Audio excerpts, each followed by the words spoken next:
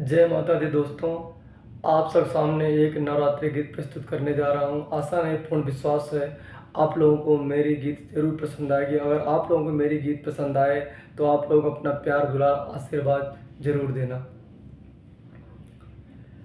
आई नवरात्रि के दिनवा मयरिया घरवा ना अबू का हो। आई नवरात्रि के दिनवा मयरिया घरवा ना अबू का हो। ना अबू का ए माई ना अबू का हो। ना अबू का हो माई ना अबू का हो।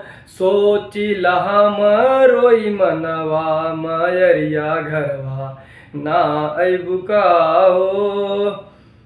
चमकी चमक माई चमके चुनरिया हो जाला बिहान माई पूजी हम चरनिया।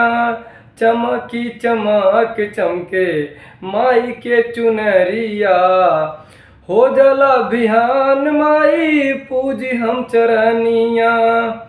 झूमी झूमी आवे सब दुअरवा मयरिया घरवा ना अबू का हो। सोचिला हम रोई मनवा मयरिया घरवा ना अबू का हो।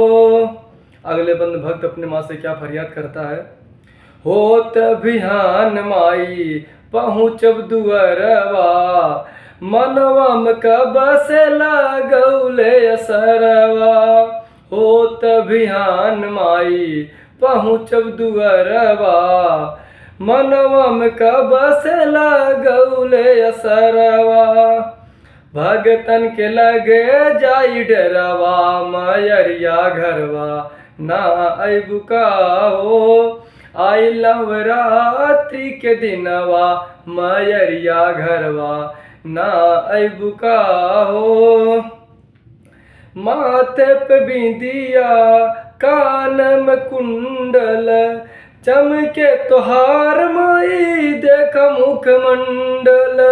माथे पे बिंदिया कानों में कुंडल चमके तोहार माई देख मुखमंडल।